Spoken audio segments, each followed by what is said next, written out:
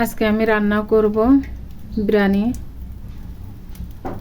ছেলেদের জন্য। হাঁড়িতে দিয়ে দিলাম সরিষার তেল। এটা সুন্দরভাবে গরম করে নেব। আর এই পাশ দিয়ে দিয়েছি দেখুন পানি গরম। আর এই চালগুলো ধুয়ে পানি ঝেড়ে রেখেছি। মুরগির মাংস দিয়ে রান্না করব বিরিয়ানি। এখানে বাটনা করাও রেডি। তারপর আলুগুলো কেটে রাখছি।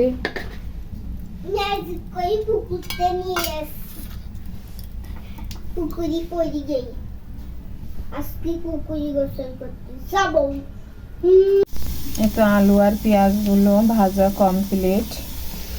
এখন দিয়ে দিলাম মাংস কষানোর জন্য পেঁয়াজ, রসুন, আদা বাটা। এগুলো সুন্দর করে ভেজে নেব।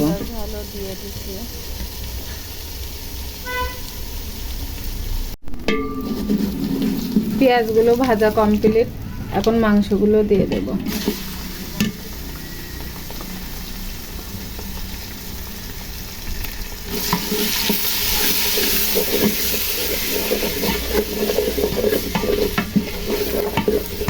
আমি কিন্তু কাঁচা ঝালের সাথে শুকনো ঝালও দিয়েছি।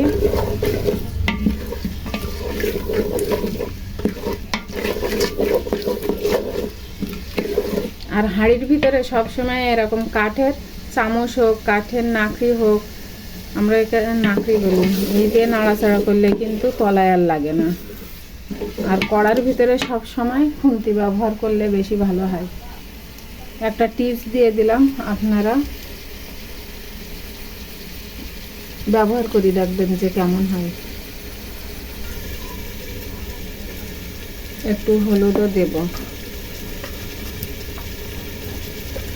খুব বেশি না, অল্প।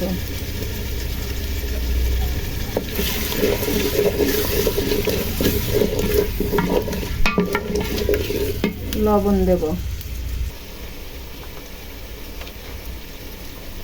লবণ আমি একেবারে এখানে অনেক করে দেব, চালের অনুমান করে।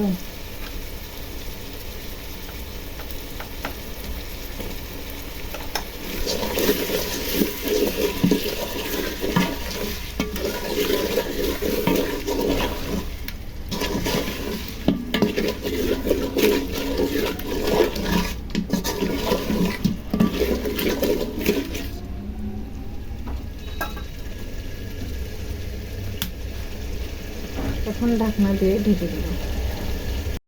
আমি এখন বিরিয়ানির মশলা অর্ধেকটা এর ভিতরে দিয়ে দেবো।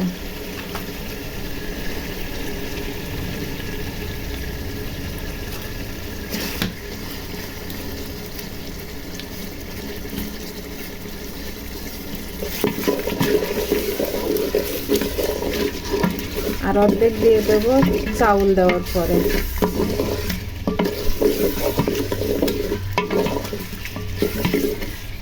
মশলাটা দিয়ে সুন্দরভাবে কষাই নেব। আমার মশলার সাথে কষানো শেষ করে এতে আমি এখন পানি দিয়ে দিয়েছি অল্প। এই পানিটা শুকিয়ে আসা পর্যন্ত আমি নাড়াচাড়া করব। পানিটা যখন শুকিয়ে আসবে তখন এর ভিতরে চাল দিয়ে দেব।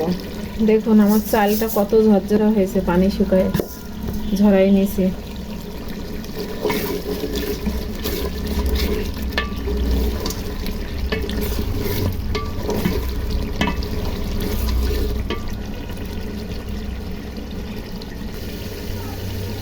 এই তো মাংসটা কষানো শেষ। এখন আমি চাল দিয়ে দেব। দেখেছেন কত সুন্দর পানির থেকে, ওই চাউল থেকে পানি ঝরাই নিয়েছি।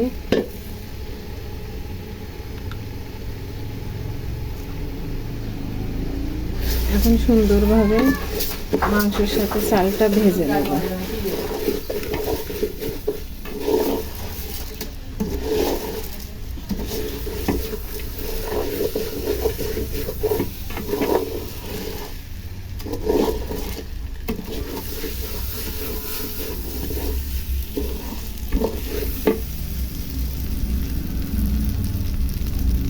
আমি পানিটা গরম করে রাখছিলাম, সেই পানিটা এখন দিয়ে দেব।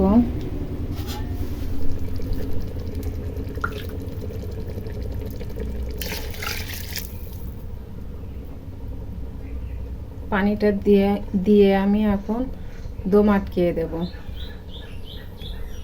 হওয়া পর্যন্ত অপেক্ষা করব। এই তো আমার এই রান্না কমপ্লিট। এখানে সালাদ কেটে নিয়েছি, এখন খাওয়া দাওয়া করবো।